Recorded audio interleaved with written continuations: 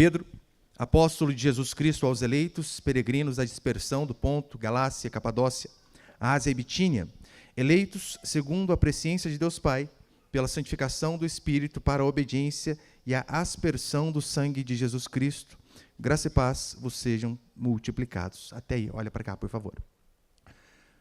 Em nossa igreja, lá em Pindamonhangaba, faz 2 domingos, eu comecei a pregar sobre as epístolas de Pedro, né? Comecei na primeira, ou se Deus quiser, até a segunda. E essa mensagem de hoje é a segunda mensagem que eu preguei. E, basicamente, para você entender o que Pedro está dizendo, um resumo bem rápido, essas cartas de Pedro, tanto a primeira como a segunda carta de Pedro, são conhecidas como epístolas católicas. Católicas não no sentido da igreja católica, mas no sentido de universal. Porque o apóstolo Paulo, quando ele escreve as suas cartas, ele escreve a pessoas específicas, Filemão, Tito, Timóteo, a igrejas específicas para resolver problemas específicos.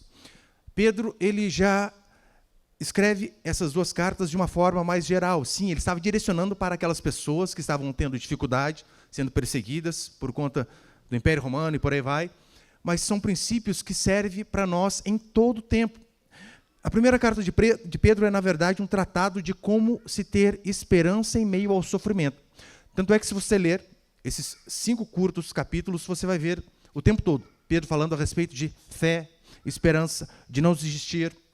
Ele chama Jesus Cristo de a viva esperança, e ela, de fato, deve ser, para mim e para você, como uma âncora da nossa alma, porque somos peregrinos. Pedro escreve a esses peregrinos, mas nós também não podemos esquecer. Somos peregrinos nessa terra. Estamos aqui de passagem, alguns uma passagem um pouco mais curta, outros um pouco mais longa, mas sem exceção somos peregrinos. E essa carta é, na verdade, um alento no meio da tribulação. Pedro, como nós lemos aqui no versículo 1, ele a endereça aos eleitos, porque é importante saber que fomos escolhidos. Percebeu que eleição não tem a ver com aquilo que a gente escolhe. Não, fomos escolhidos, eleitos. Por que é importante saber que se é escolhido, que se foi eleito?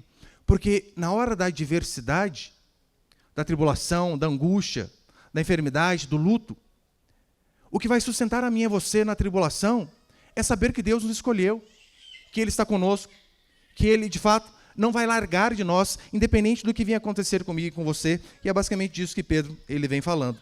É importante saber que se é eleito, porque quando você sabe isso, isso nos gera fé.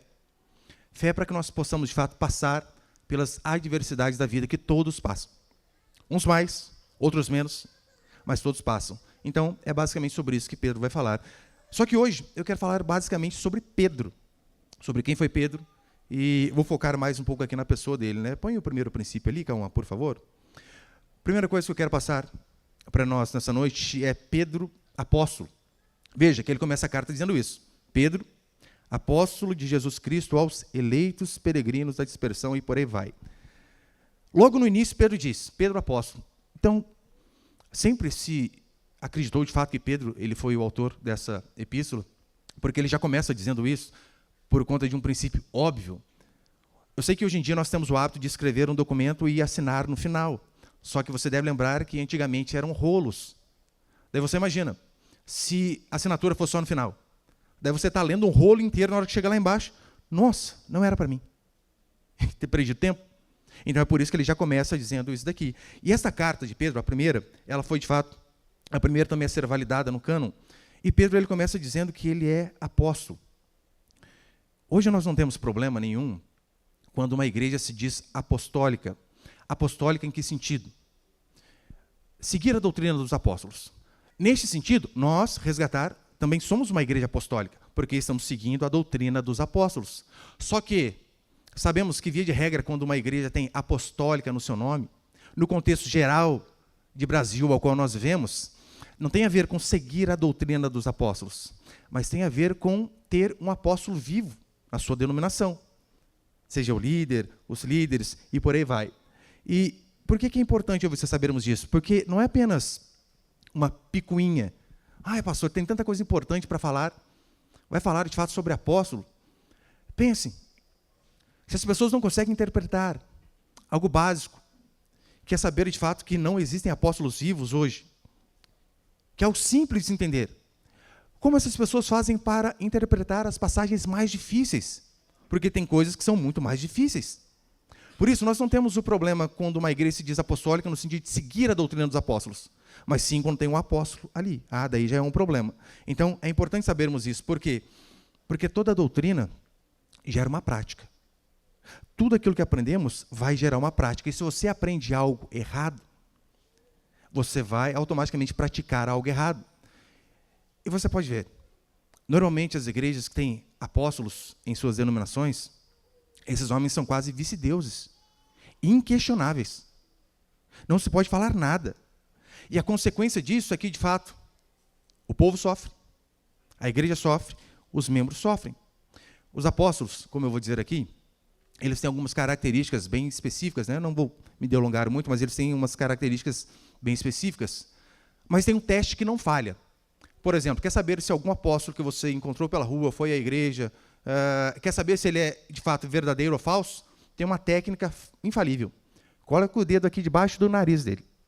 Se respirou, é falso. Não tem como errar. Se diz apóstolo, está respirando, pode ter certeza, é falso. Mas veja, não apenas isso. A Escritura, ela nos ordena a confrontar essas pessoas. É tão certo que, quando Jesus escreve a sua carta ali à igreja em Éfeso, ele vai dizer assim para aqueles irmãos, põe ali, por favor. Apocalipse capítulo 2, versículo 2. Conheço as tuas obras, o teu trabalho, a tua perseverança. Sei que não suportas os maus e que puseste à prova os que se dizem apóstolos, mas não são. E descobristes que são mentirosos. Como que Jesus elogia a igreja? Vocês têm colocado à prova aqueles que se dizem apóstolos e não são. E vocês acharam mentirosos. Então, uma das características principais, de fato, de um apóstolo, a Escritura vai dizer é que ele deve ter sido escolhido por Jesus Cristo. Ele, de fato, deve ter andado com o Senhor. Deve ter sido testemunha da ressurreição. Qual desses apóstolos aí que nós vemos hoje em dia, seja em nossa cidade, ou seja, na TV, tem alguma dessas características aqui?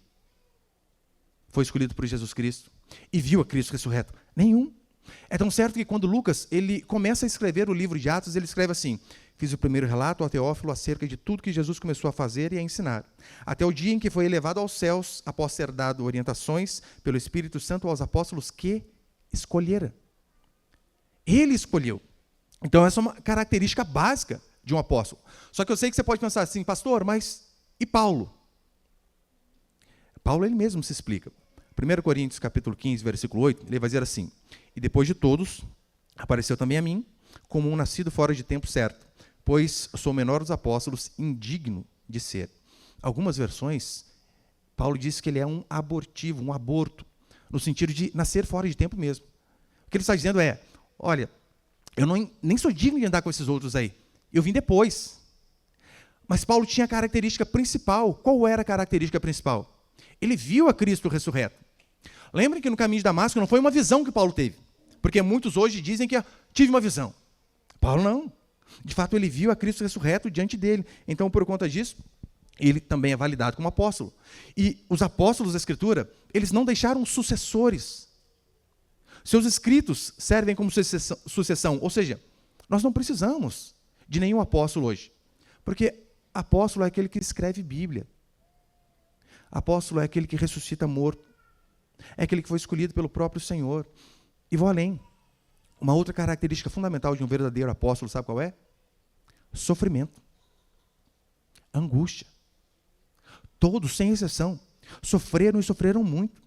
Paulo, quando ele começa a falar dos sofrimentos que ele teve por ser apóstolo, ele diz, olha, eu trabalhei mais que todos esses aqui. E lembra aquele episódio onde Paulo diz assim, trago no meu corpo as marcas de Cristo? Alguns comentaristas vão dizer que por conta de Paulo ter apanhado tanto, porque aquela quarentena de açoite que Jesus Cristo tomou, lá do Paixão de Cristo, que você assistiu, Paulo tomou 5. E alguns comentaristas vão dizer que o currículo de Paulo era simplesmente chegar e tirar a camisa, e mostrar o quanto ele era deformado por conta de sofrimento. E ele começa a defender o seu ministério dizendo, olha, passei prisões, chicotadas, naufrágios, espancado, apedrejado, dado como morto, pobreza, miséria. Todos eles tiveram mortes trágicas, à exceção de João. Então, essa é uma característica fundamental de um verdadeiro apóstolo. Sofrimento. e o que nós não vemos também nesses que se dizem apóstolos. Segundo, eu quero me deter um pouco mais aqui, põe ele, por favor, calma.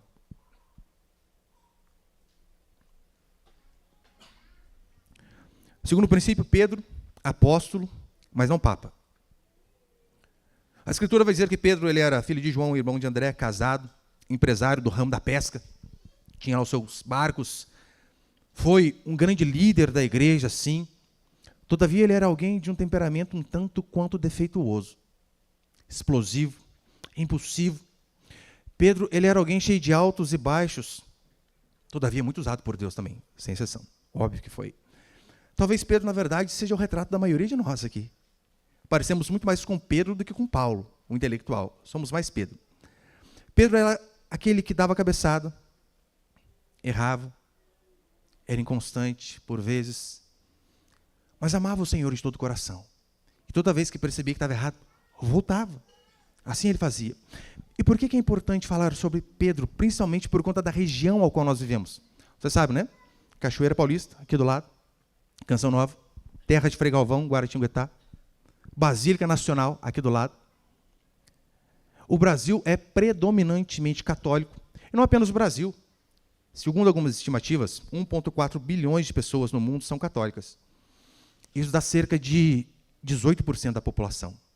Ou seja, basicamente 20% das pessoas do mundo acreditam que este Pedro, ao qual nós estamos lendo esta epístola, recebeu um primado de Jesus Cristo para ser o primeiro Papa. E depois disso, os seus sucessores. A população do Brasil varia ali entre 212 e 215 milhões de habitantes, desses quais 107 milhões se dizem católicos, ou seja, metade da população. De cada dois, um se diz católico, ou seja, acredita que, de fato, Pedro foi o primeiro Papa e os demais sucessores dele. Nós queremos que sim, Pedro foi um líder, Pedro foi usado por Deus, foi um instrumento nas mãos do Senhor. Todavia, por razões bíblicas, é impossível de se crer que, de fato, Jesus deu a ele este primado, edificou a igreja sobre ele. É impossível. Por que nós não cremos? Primeiro porque, olha, a doutrina católica romana, eles têm um dogma de que o Papa, por vezes, é infalível. Algumas determinadas ocasiões ali, existe, né, a infalibilidade papal. Quando o Papa ele fala ex cátedra, ou seja, ele vai falar sobre moral e fé, ele está imune de errar. E nós sabemos que a Escritura diz que todos pecaram. Como assim alguém pode ser infalível, independente da circunstância que seja? Isso, na verdade, está nos documentos católicos, você pode conferir lá.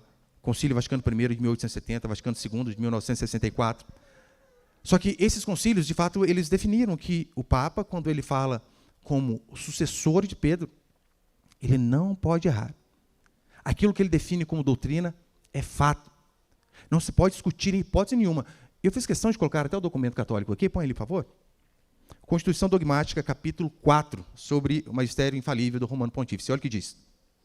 Portanto, ensinamos e definimos como dogma... Só rapidinho, o que é dogma? Dogma é algo que não se vai contra. Que para você participar daquela determinada religião, você necessita, você é obrigado a crer. Do contrário, você não pode fazer parte.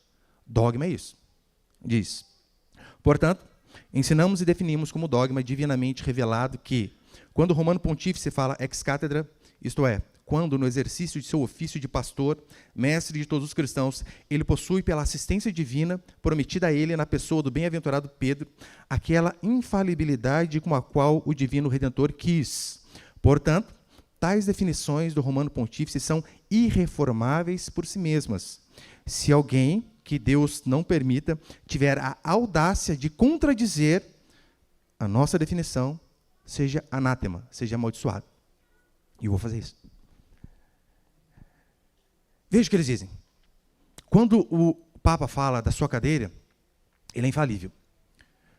Dos 4 dogmas sobre Maria, 2 foram falados ex cátedra. O primeiro sobre a Imaculada Conceição, ou Imaculada Concepção, pelo Papa Pio IX, onde diz que, de fato, Maria nasceu sem pecado. Este é um dogma mariano.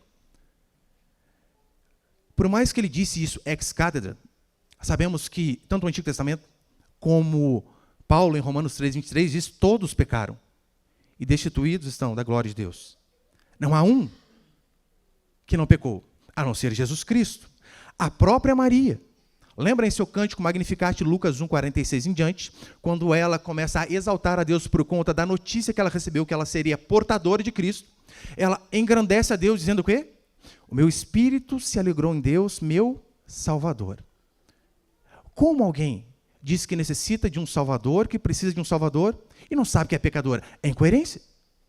Além do mais, se analisarmos de forma fria e lógica, veja, o dogma católico sobre a Imaculada Concepção diz que, para Maria ter trazido ao mundo um ser sem pecado, ela necessitaria também ser sem pecado. Por isso que ela nasceu assim. Então, para a mãe de Maria ter dado à luz a ela um ser sem pecado, temos que concluir que também a sua mãe não teve pecado. Se formos seguindo a genealogia dela, a sua avó também necessitava ser sem pecado. A sua bisavó, tataravó, chegando em Eva, que foi justamente a primeira que pecou. Não se sustenta, tanto pela Escritura como pela lógica. Mas o segundo dogma falado do ex cátedra, que também não tem base bíblica nenhuma, é sobre a Assunção de Maria pelo Papa Pio XII. Veja, eles dizem que Maria foi assunta aos céus assim como Jesus Cristo foi. E pelo amor de Deus, gente, eu não estou aqui falando mal dela, não. Claro, eu tenho uns vídeos lá no meu canal que, na verdade, eu falo que ela é um exemplo. Só que eu trago a realidade dos fatos segundo a Escritura. Um exemplo que todos nós deveríamos seguir. Só que eles dizem que Maria também ela foi assunta aos céus. Alguém ser assunto aos céus não é um evento que se acontece semanalmente. Jesus Cristo, quando ele foi assunto, as pessoas viram. Havia testemunhas. Pessoas relataram, morreram por conta dessa verdade. Ah, pastora, mas acontece que de Maria eles apenas não escreveram. Não, mas como assim? Um fato tão importante assim, ninguém escreveu? Além do mais, segundo a teologia católica, nós poderíamos dizer que Enoque e Elias eram teologicamente menores que Maria. E há relato deles sendo assunto aos céus. E Maria não? Só que isso foi dito de que forma? Ex cátedra, ou seja, a gente não pode contradizer. Mas qual é, na verdade, o princípio bíblico? Porque nós queremos um só a Escritura. E qual é o princípio bíblico que a Igreja Católica Apostólica Romana diz, ao qual elas têm a certeza de que Pedro foi o primeiro Papa? Mateus capítulo 16. Qual é o contexto de Mateus capítulo 16? Ali Jesus Cristo está naquele diálogo com as pessoas, dizendo assim, o que as pessoas dizem que eu sou? Quem as pessoas dizem que eu sou?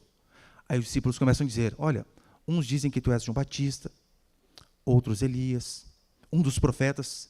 Aí ele questiona seus discípulos, mas e vocês? Quem vocês dizem que eu sou? Aí Pedro se prontifica e diz, tu és o Cristo, Filho do Deus vivo. Aí Jesus diz, bem-aventurado é Simão Bar-Jonas, porque não foi carne nem sangue que te revelou. Ou seja, primeiro, Pedro, isso aqui que você está falando, não vem de você. Você não tem capacidade para isso. É Deus quem revelou a você. Aí depois, no versículo, põe ali, versículo 18, entra de fato a base católica para o papado aí de Pedro.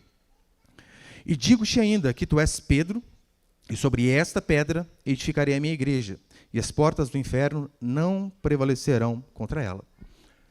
Esta é a base católica para dizer que Pedro foi o primeiro Papa, e que a igreja deve estar edificada sobre ele. E todos aqueles que não estão na igreja católica estão indo para o inferno. Há pelo menos 3 interpretações deste texto aqui, deste versículo. Tu és Pedro, e sobre essa pedra edificarei a minha igreja. A igreja católica, de fato, acredita que essa pedra é Pedro. Pedro é a pedra. A igreja está edificada sobre ele. Há uma segunda interpretação, de que a pedra é a revelação que Pedro teve. Tu és o Cristo. Mas há uma terceira interpretação, a qual eu acredito, que a pedra é o próprio Cristo, é o próprio Jesus Cristo. Ele é a pedra da igreja. E não é um texto difícil de se entender, porque hoje em dia, queridos, com o chat GPT, com o Grok, com esse monte de IA aí, você nem precisa de dicionário de grego, você consegue dar uma pesquisada ali, palavra por palavra. Se você tiver a audácia de estudar um pouco, você vai ver. É impossível. Essa interpretação que eles dão. A interpretação do texto não é difícil. Pedro e pedra são palavras próximas ali, de fato, né? Pedro é Petrus e pedra é Petra. E, a princípio, Jesus parece estar fazendo um trocadilho ali, mas não é difícil de entender, porque sabemos que não é pedra que deriva de Pedro, é o contrário. É Pedro que deriva de pedra. Tanto é que no grego a palavra Petrus ali significa lasca de rocha. fragmento de rocha. Em contrapartida, a palavra Petra é rocha inabalável. Ou seja, poderíamos traduzir o versículo de uma forma muito mais fácil da seguinte maneira: Tu és Petrus, fragmento de rocha, e sobre esta Petra, rocha inabalável, que é o próprio Cristo, edificarei a minha igreja. Simples. Mas para ajudar, ainda tem a questão do pronome, definido aqui do pronome esta, demonstrativo. Porque português, no inglês e no grego, fica muito mais fácil.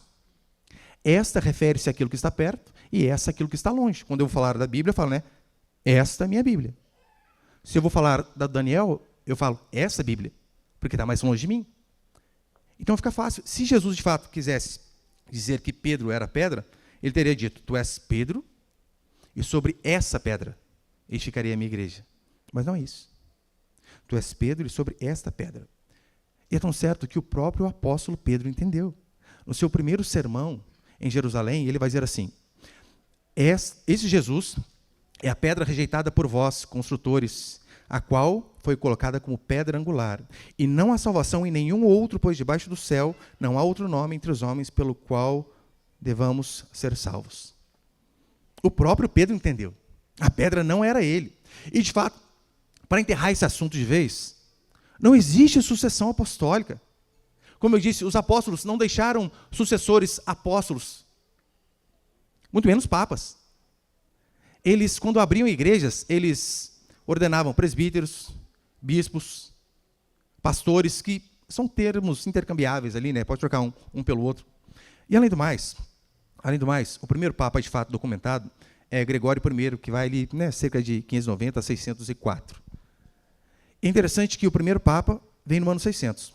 Aí, no ano 850, acharam um documento forjado na França, chamado Falsas Decretais de Isidoro. E o que continha nesse documento? Decretos forjados de papas antigos. Mentira pura. Eles atribuíam aos primeiros papas doutrinas, decretos, que surgiram só séculos depois. Ou seja, um claro anacronismo. Não tem como isso ser verdade. Isso não passou de uma tentativa de reformular retroativamente a história da autoridade papal. Apenas isso. É tão certo que Rui Barbosa, no livro O Papa e o Concílio, ele diz que este foi o maior embuste literário da humanidade. Eles tentaram dar legitimidade a um papado recuando 6 séculos, o que é um absurdo. Pedro, ele foi um apóstolo. Pedro, ele foi um líder. Mas Pedro não foi um papa. E o terceiro e último princípio, quem foi Pedro? Põe ele, por favor, meu irmão.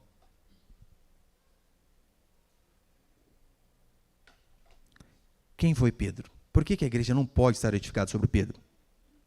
Por que Jesus não edificaria a sua igreja sobre este homem? Como eu disse, foi um apóstolo, foi um servo, foi um instrumento nas mãos de Deus. Morreu por Jesus? Sim, morreu por Jesus Cristo. Mas sabemos que Pedro, ele era tão pecador quanto nós. E, para ser sincero, dos apóstolos aqui, o que a Bíblia mais cita pecado é dele. Eu acho que já era um alerta ali, né, gente? Não coloca esperança nesse homem aqui, pelo amor de Deus. Cuidado. Cuidado. Pedro, ele era alguém impulsivo, covarde, incrédulo, destemperado, pastor falando mal dos outros. Não, eu só estou lendo aqui as coisas que de fato Pedro fez. Pedro fez todas essas coisas. Ele sabia que ele não era pedra. Ele tinha certeza disso. Lembra, quando ele tem um encontro com Jesus Cristo lá no comecinho do Evangelho de Lucas, diz a Escritura que ele vem depois de uma noite de pesca, não pega nada.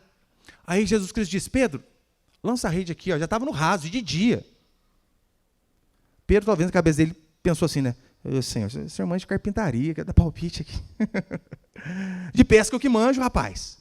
Mas diz a Escritura que ele vai, obedece, lança a rede, tantos peixes surgem que ele chama o outro companheiro do outro barco para ajudar. E diante deste milagre, porque Pedro sabia, é um milagre, é impossível isso aqui acontecer. O que ele diz? Afasta-te de mim, sou pecador. Ele desde o começo, ele tinha essa noção de que, não, eu sou pecador, ai de mim. Não só isso. Olha o que a Bíblia vai citar sobre Pedro. Pedro, ele foi um incrédulo, porque ao ver Jesus andando sobre as águas, ele teve a audácia de dizer, sim, se és tu, que eu vá até aí. E ele começa bem. No meio do caminho, o que acontece? Afunda. Incredulidade. Pedro, ele tem a revelação, como eu disse, de que Jesus era o Filho de Deus, tu és o Cristo, o Filho de Deus vivo, para logo depois Jesus falar do plano ao qual Deus Pai tinha designado a ele, de cruz. E o que Pedro disse? Senhor, para com esse assunto aí, besteira. Morrer na cruz? Não. E vocês lembram o que Jesus falou para ele? Arreda Satanás. Não é arreda Pedro, arreda Satanás. É diferente, né? Mas ali estava sendo um instrumento. Pedro, ele resistiu ao ato humilde de Jesus lavar os seus pés. Pedro, quando Jesus de fato precisou dele, disse: Pedro, vamos orar comigo. O que Pedro fez? Dormiu. Dormiu mesmo. Pedro era tão impulsivo que ele tentava resolver as coisas do seu próprio jeito. Lembra quando ele corta a orelha do soldado Malco? E convenhamos, você acha que Pedro queria dar um susto no cara? Fala, eu vou arrancar só a orelha para você ficar esperto, não mexe comigo não, hein? Ele mirou a cabeça, só que errou, óbvio. Não queria dar um susto no cara. Impulsivo. Pedro, ele era extremamente arrogante, a ponto de Jesus falar: olha, você vai me negar. Ele dizer: Senhor, tu não me conheces. João, Mateus, esses daí, se o senhor falasse deles, até queria. Mas eu não. Todos podem te negar, menos eu. E o que ele faz? Nega 3 vezes com juramento. Algumas versões vão dizer que ele praguejava, o que é o sinônimo de falar até certos impropérios, como se fosse um palavrão. Não conheço ele não. Após a ressurreição, Pedro volta a pescar. Ali, de fato, uma possível fuga da missão. Desistiu, não, para mim não tem mais jeito. E volta. E até depois do Pentecostes, nós vemos Paulo repreendendo Pedro por conta de hipocrisia. Porque Pedro, perto dos judeus, era um, dos gentios era outro. Se transformava. E Paulo repreende. Como Jesus edificaria a sua igreja? Sobre este homem. Impossível. Seria edificar sobre palha. Mas Pedro, mesmo sendo pecador, falho, impulsivo, ele de fato era alguém que amava o Senhor. Essa característica ele tinha. E é isso que nós devemos imitar. Como eu disse, talvez quem mais retrata a minha e a sua vida seja Pedro. Não somos nós que por vezes tentamos resolver as coisas do nosso jeito, como Pedro tentou resolver com Malco. Senhor, deixa eu dar um jeito nesse cara aqui. E resolve. Nós fazemos isso. Nós, por vezes, não afundamos andando sobre as águas. Mas quantas vezes titubeamos na fé? Começamos bem, vai dar certo e tal, mas de repente, não sei, será? Mas por quê? Nós somos assim. Pedro, quando Jesus o chama para orar, ele dorme. Era para orar e ele dormiu. Muitos nem oram, nem buscam. É um sacrifício para orar. Gasta-se horas no celular, mas falem 10 minutos de oração, é um karma. Nós parecemos mais com ele. Muitos não negam Jesus com palavras, assim como Pedro negou. Não conheço. Mas quantas vezes nós não negamos com falta de compromisso, na forma como tratamos outros, na forma como nos vestimos, no nosso palavreado. Pedro, ele era este homem cheio de altos e baixos, inconstâncias, mas ele tinha o desejo, de fato, de ser obediente e amava Jesus de todo o coração. E sabe qual foi a consequência disso? Mesmo ele, com tantas falhas, mesmo ele tendo negado a Jesus Cristo, jurando, diz a Escritura que, após ele ter desistido do chamado de Deus, Jesus vai e o chama de volta. Ou seja, o próprio Pedro, ao que tudo indica, tinha desistido dele. Às vezes não fazemos isso? Não, para mim não tem jeito. Tentei, mas não deu. O que dá a entender é que Pedro chegou nesse estágio. Não, para mim não tem mais jeito. Acabou. Sabe o que é interessante? Ainda que ele tenha desistido dele, Jesus não desiste, traz-o de volta. O busca. É interessante que no Novo Testamento, 2 vezes apenas, aparece a palavra braseiro no grego, né? Em João diz brasas. A primeira vez que essa palavra aparece no Novo Testamento é quando Pedro nega Jesus Cristo diante daquelas pessoas. Jesus está sendo interrogado e Pedro está se esquentando no braseiro. Ele nega Jesus Cristo. E depois, A outra passagem onde aparece essa mesma palavra é em João 21, versículo 9, onde Jesus o chama da pesca de novo. Pede para fazer uns peixes e dali, do nada, brota um braseiro. Talvez para Pedro entender. Pedro, você não me negou desse jeito? Não foi aqui? É aqui que eu estou te restaurando. É aqui que eu estou te trazendo de volta. Eu não vim aqui para acusar, eu vim aqui para perdoar os seus pecados, para te chamar de novo para o seu chamado.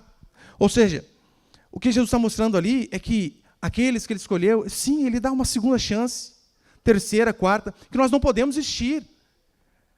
Por mais que nós tentemos, às vezes, desistir de nós mesmos, eu não sei quanto a você, mas me enche de alegria saber que o meu Cristo não desiste de mim. Eu, por vezes, pensei, agora não dá, já era, chutar o balde. Mas ainda assim o Senhor restaura. Pedro tinha uma disposição para buscar a Jesus toda vez que errava. E essa é a boa notícia para mim e para você essa noite. Não importa o quanto temos falhado, o quanto temos andado longe de Jesus Cristo, não importa o quanto de cabeçada temos dado. Pedro talvez é fichinha perto de muitos aqui. Mas não importa o quão errado temos andado. Se houver, de fato, um coração disposto a obedecer, a fazer aquilo que é correto, alguém que mesmo sendo falho, que ame a Jesus Cristo e diz, Senhor, se propício para comigo, pecador. A boa notícia é que, assim como Pedro foi restaurado, ele pode restaurar a qualquer um de nós. E se o Cristo nos restaura, quem é o homem para nos acusar? Ninguém. Que essa palavra de fato possa trazer a mim e você clareza em relação a doutrinas importantíssimas, mas acima de tudo, trazer esperança. Saber que o nosso Deus, Ele sim, é justo e fiel, nos pune quando erramos, mas é um Deus extremamente misericordioso, que ainda que nós venhamos a desistir de nós, Ele não desiste. Amém, meus irmãos? Você pode ficar de pé aí por um instante, então?